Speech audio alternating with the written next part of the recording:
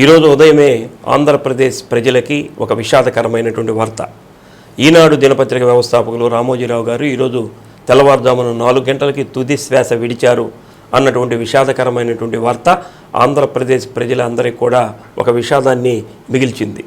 నిజంగా రామోజీరావు గారు ఈనాడు దినపత్రికని స్థాపించిన తర్వాత ప్రతి ఒక్కళ్ళకు కూడా తెల్లవారుజామునే అంటే కోడి కూయకు ముందే ఈనాడు దినపత్రిక అందరి లోగిళ్లలో ఉండాలని చెప్పి వారి ఆకాంక్ష. ఆ ఆకాంక్ష ఏదైతే ఉందో ఆ ఆకాంక్షని నెరవేరుస్తూ వారు ఈనాడు దినపత్రికని ఇప్పటికి కూడా అప్రతిహతంగా ఎన్ని పత్రికలు వచ్చినా సరే అగ్రస్థానంలో నిలిపేదానికి వారు కొన్ని రకాలైనటువంటి మోరల్ వాల్యూస్ తోటి ఈ పేపర్ని కూడా దిగ్విజయంగా నడపడం జరిగింది.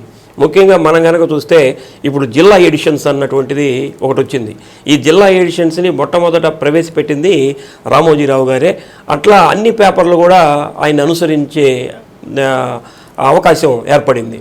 ఎందుకంటే పేపర్కి ఏ విధంగా అయితే మనం డెవలప్ చేయాలన్న దాని మీద ఆయన ఎన్నో రకాలైనటువంటి ప్రయోగాలు చేసి ఎప్పటికప్పుడు కొత్త మార్గాల్ని కూడా న్యూస్ అందించడంలో వారు ఎన్నుకోవటం జరిగింది.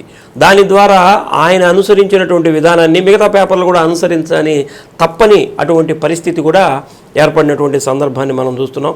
అలానే మార్గదర్శిని దాన్ని ఏర్పాటు చేయటం, అలానే ప్రియా పచ్చళ్ళు దానిని కూడా వారు ఏర్పాటు చేయటం, ఈటీవీ మనకి చూస్తున్నాం టెలివిజన్ ఛానల్ దాన్ని కూడా ఏర్పాటు చేయటం, అలానే సినిమా రంగంలో ఉషా కిరణాలు అన్నటువంటి బ్యానర్ మీద వారు సినిమాలు కూడా నిర్మించటం.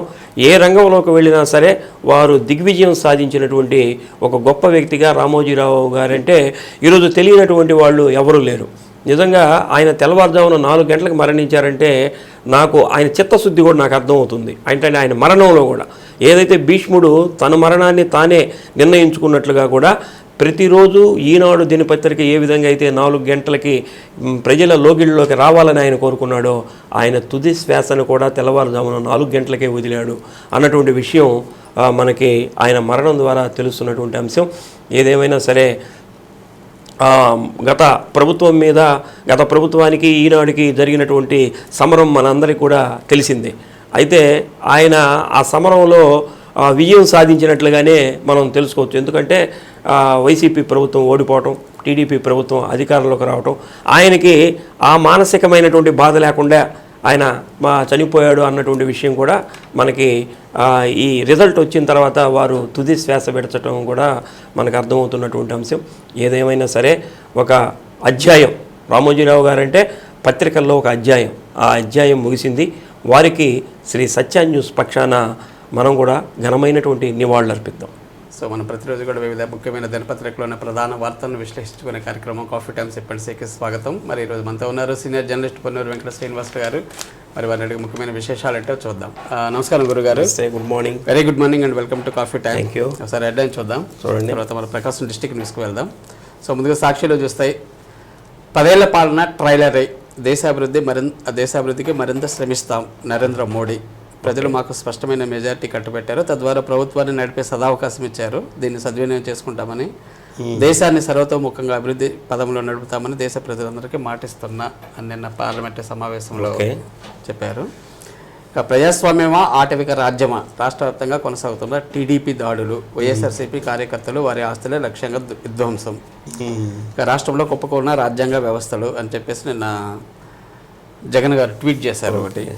ఇక కుర్చీలపై కన్ను, టీడీపీ నుంచి భారీగా ఆశావాహులు, జనసేనకు 5, బీజేపీకి 2 పదవులు, తమకు అవకాశం ఇవ్వాలంటున్న కొత్త ఎమ్మెల్యేలు, కత్తిమీద సాముల మంత్రివర్గ కూర్పు. ఇవి సాక్షిలో వచ్చిన ప్రధాన వార్తలు సార్. ఒకసారి ఈనాడులో చూస్తే సమిష్టిగానే నిర్ణయాలు, కలిసికట్టుగా ముందుకెళ్తాం, ఎన్డీఏ అత్యంత బలమైన కూటమి, కాంగ్రెస్కు 100 సీట్లైనా రాలేదు, దక్షిణాదిలో కమలానికి చక్కని ఆదరణ, కొత్త ఎంపీలు, ఎన్డీఏ పక్షాల నేతల సమావేశంలో మోడీ. ఇక నూతన సీఎస్గా నీరబ్ కుమార్ ప్రసాద్, బాధ్యతలు స్వీకరణ. ఇక నారా చంద్రబాబు నాయుడు అనే నేను 12న ఉదయం 11:27 ముఖ్యమంత్రిగా ప్రమాణం, 12వ తేదీన. ఇక రేపే మోడీ పట్టాభిషేకం, వరుసగా 3వసారి బాధ్యతల స్వీకరణ, రాష్ట్రపతి నుంచి ఆమోదలేఖ, అట్టహాసంగా ఏర్పాట్లు. అవును. బెవరేజెస్ కార్పొరేషన్ మాజీ ఎండీ వాసుదేవ్ రెడ్డిపై సిఐడి కేసు, హైదరాబాద్లోని ఆయన నివాసంలో సోదాలు. ఇక ఇక చెత్త పన్ను వసూళ్ల నిలిపివేత, పట్టణ స్థానిక సంస్థలకు మౌఖిక ఆదేశాలు. అధికారంలోకి వచ్చాక చెత్త పన్ను రద్దు చేస్తామని చెప్పేసి అప్పుడు చెప్పారు. ఇక రామోజీరావు కూడా ఏదో అస్వస్థత అంటే ఆసుపత్రిలో చికిత్స పొందుతున్నారు. ఇక 15 నుంచి లోక్సభ సమావేశాలు కూడా జరగబోతున్నాయి సార్. కొత్త లోక్సభ 18వ లోక్సభ సమావేశాలు. అట్లాగే చివరికి ఒకసారి ఆంధ్రజ్యోతిలో చూస్తే ఇక నిర్ణయాలు ఏకగ్రీవం, ఎన్డీఏ స్ఫూర్తికి అనుగుణంగా పనిచేస్తా, జీవన నాణ్యతపై దృష్టి సారిస్తామని చెప్పేసి మోడీ గారు చెప్పారు. ఇక పోదుర్లే కాస్త ఆగండి, వైసీపీ అధికారులకు పూర్తి స్థాయిలో చెక్. ఇక మళ్ళీ మంచి రోజులు, కేంద్రంలో తెలుగుదేశానికి అత్యంత ప్రాధాన్యం, గతంలో యునైటెడ్ ఫ్రంట్లో బాబు కీలకం.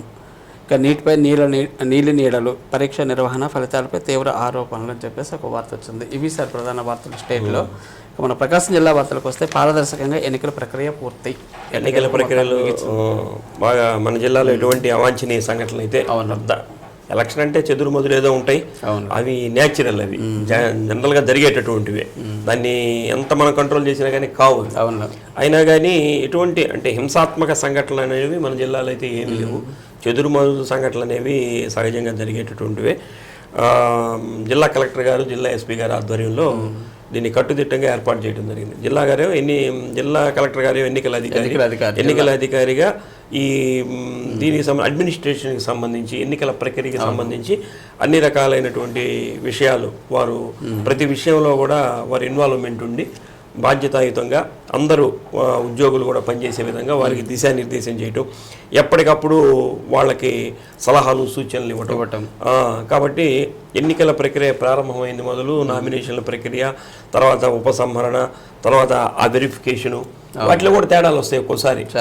నామినేషన్ల వెరిఫికేషన్లో కూడా మాది అనవసరంగా పేపర్ తీసేసి మమ్మల్ని ఇన్వాలిడ్ చేశారని ఇవి కూడా జరుగుతుండే. అటువంటివి ఏమీ లేకుండా ప్రశాంతంగా జరిగింది.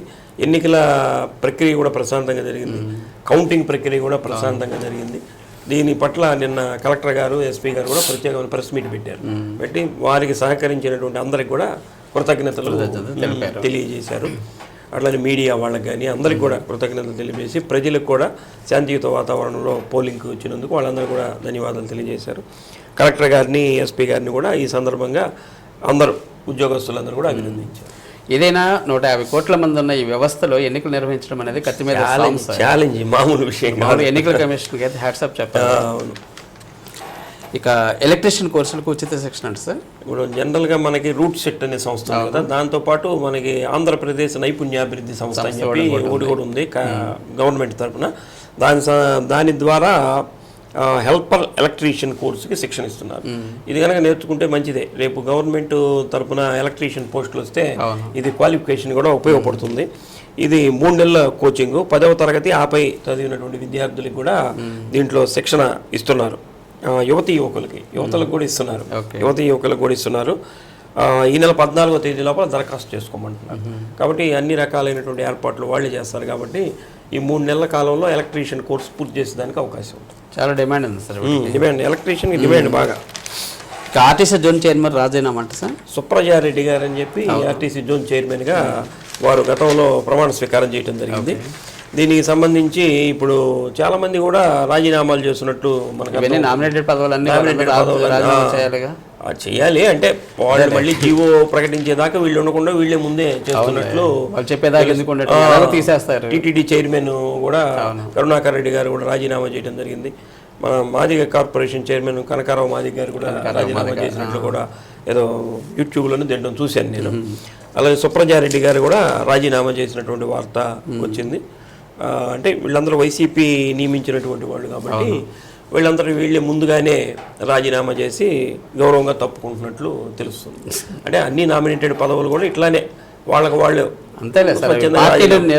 నియమించుకున్నాయి కాబట్టి రాజీనామా చేసేదానికి అవకాశం ఉంటుంది. ఇన్ని న్యాచురల్ జరిగేవి. అది ఏ ప్రభుత్వం వచ్చినా అంతే. ఇక గొడవలకు పాల్పడద్దు, ఇది మంచి వార్త. ఇది ఈ ఎలక్షన్ అయిపోయిన తర్వాత ఈ రివెంజ్ పాలిటిక్స్ ఉంటాయి కదా. గతంలో వాళ్ళు మీరు ఇలా చేశారు కదా, మా ప్రభుత్వం ఉందని చేశారు కదా, ఇప్పుడు మా ప్రభుత్వం వచ్చిందని చెప్పి రివెంజ్ తీసుకునేటటువంటి చేయకూడదనే కదా వాళ్ళు వద్దని మిమ్మల్ని అది. అందువల్ల ఏంటంటే గతంలో జరిగినటువంటి పాఠాలని మనం నేర్చుకుని ఏదైనా ఉంటే వాళ్ళు చేసినప్పుడు మనం బాధపడ్డాం కాబట్టి మనం చేసినప్పుడు వాళ్ళు కూడా బాధపడతారు అన్నటువంటి ఆలోచన మనలో కనుక ఉందనుకోండి, మనం శాంతియుతంగా ఉండి మనం ఏం రివెంజ్ తెచ్చుకుంటే అవతలోడికి అదే లెసన్. అరే మనం ఇట్లా చేసినా కానీ వీళ్ళు మనల్ని ఏం చేయలేదని చెప్పి వాళ్ళు కూడా మనతో స్నేహపూర్వకంగా ఉండేదానికి అవకాశం ఉంటుంది. దీని ద్వారా శాంతి కూడా ఏర్పడేదానికి అవకాశం ఉంటుంది. ఇప్పటికి కూడా మనకి దర్శిలో ఇవి జరుగుతున్నట్లు కూడా కనిపిస్తుంది. దర్శిలో కూడా ఇది ఎవరు దాడి చేశారని చెప్పి నిన్న బూచేపల్లి శివప్రసాద్ రెడ్డి గారు వారి దగ్గరికి వెళ్ళి పరామర్శ కూడా చేసి వస్తున్నారు. కాబట్టి ఇలాంటివి చేయకుండా ఉంటే మంచిది. ఇంకా శాంతియుతమైనటువంటి వాతావరణంలో ఇవి జనరల్గా జరుగుతూనే ఉంటాయి. ఒక ఊళ్ళో ఉండేటటువంటి వాళ్ళు అందరూ బంధువుల్లాగా స్నేహితుల్లాగా భావించి ఇక డెవలప్మెంట్కి కృషి చేస్తే మంచిది. వాళ్ళని కూడా నిన్నటిదాకా వ్యతిరేకించినటువంటి వాళ్ళని కూడా మీ పార్టీలోకి ఇప్పుడు ఆహ్వానించండి. చక్కగా అందరు కలిసికట్టుగా గ్రామం అభివృద్ధికి పాల్పడవచ్చు. అదే అశోక్ వర్ధన్ రెడ్డి గారు అక్కడ డిఎస్పి అక్కడ ఉన్నటువంటి ప్రజలందరూ కూడా ఈ నినాదం ఇవ్వటం జరిగింది. మొత్తం మీద ఏం ఫాలో అవుతారో చూడాలి. ఓకే సార్, మరి కొన్ని వార్తలు చూస్తుంది బ్రేక్ తీసుకుందాం. కాఫీ టైమ్ సిపెన్సీలో ఒక చిన్న విరామం తీసుకుందాం, తర్వాత మిగతా వార్తలు చూద్దాం. Okay, welcome back. ఏంటి సార్ సాగుకు శుభారంభం? వర్షాలు పడుతున్నాయి కదా, బాగానే పడినాయి వర్షాలు మన జిల్లాలో. అంటే ఖరీఫ్కి సంబంధించి పడినంత వర్షం పడిందట. అంటే ఇక వాళ్ళు పొలం పనులకి శ్రీకారం చుట్టచ్చు. అంటే దుక్కి దున్నటం ఇవన్నీ ఉంటాయి కదా, వెంటనే మొక్కలు వేయటం కాదు, అది విత్తనాలు వేయటం కాదు. దీనికి సంబంధించి పనులు కూడా ప్రారంభించుకోవడానికి మంచి అవకాశం ఉంది. పత్తి పప్పు ధాన్యాల సాగుకు మొగ్గు చూపిస్తున్నారు మన జిల్లాలో ఎక్కువ. నిన్నదాకా అంటే పొగాకు ఉండేది, సీజన్ అయిపోయింది. ఈ గ్యాప్ లో వేస్తున్నట్లున్నారు. ఈ పత్తికి కూడా మనకు మంచి డిమాండ్ ఉంది. గతంలో ఈ పత్తి రైతులు విపరీతమైనటువంటి లాభాలు రావడంతో అప్పుడు బుల్లెట్లు అంటే ఫేమస్. అప్పుడు ఆ రోజులు బుల్లెట్లు కొని దానికి డ్రైవర్ని కూడా పెట్టుకున్నారట. అది ఒక ప్రత్యేకమైనటువంటి వార్త. అంత రేటు వచ్చింది మన జిల్లాలో ఉన్నటువంటి పత్తికి. ఈ సంవత్సరం కూడా అట్లా రావాలని ఆశిద్దాం. రైతులు కూడా ఆనందంగా ఉండాలని భావిద్దాం.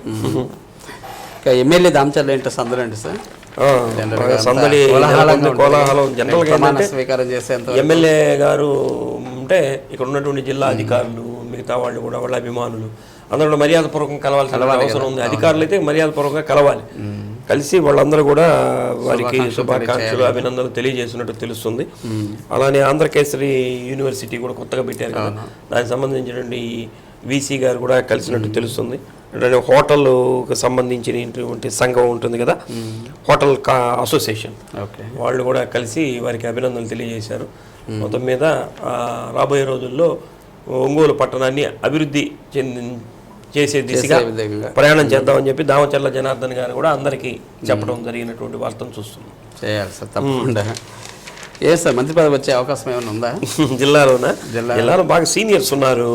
ఇప్పుడు ఒక పక్క చూస్తే గుట్టిపేట రవికుమార్ గారు, గుట్టిపేట రవికుమార్ గారికి ఆయన గ్రానైట్ వ్యాపారాన్ని కూడా గతంలో ప్రభుత్వం బాగా ఇబ్బందులు కూడా సృష్టించింది.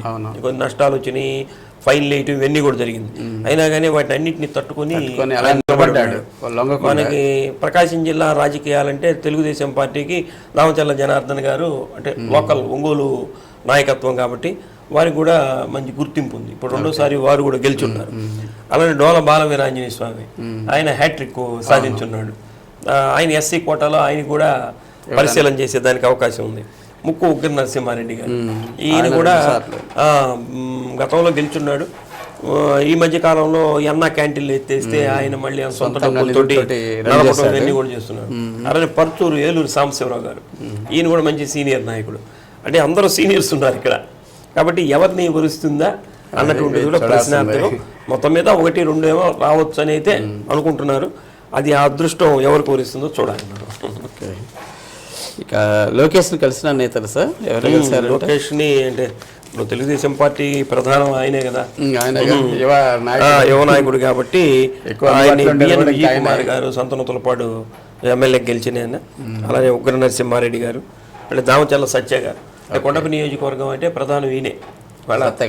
డోల బాలవీరాంజనేయ స్వామి గారు ఉన్న అక్కడ ఆయనకి అంత బలం అంగబలం అంతా ఆయనే కాబట్టి అక్కడి నుంచి వారు కూడా వెళ్ళి లోకేష్ గారిని కలిసి అభినందనలు తెలియజేసినటువంటి వార్తను కూడా చూస్తున్నాం. అన్నీ ఎలక్షన్ అయిపోయిన తర్వాత పెద్దల్ని కలవడం అనేది సంప్రదాయమే. అది okay sir, thank you very much sir. Okay, ముఖ్యమైన అంశాల మీద చక్కటి విశ్లేషణ అందించారు. Thank you. మరి ఇదండి ఈనాటి కాఫీ టైమ్ సిపెన్సీ కార్యక్రమం. తిరిగి రేపు 8:30 మరిన్ని తాజా వార్తలతోటి మళ్ళీ మేము ముందుంటాం. నమస్కారం.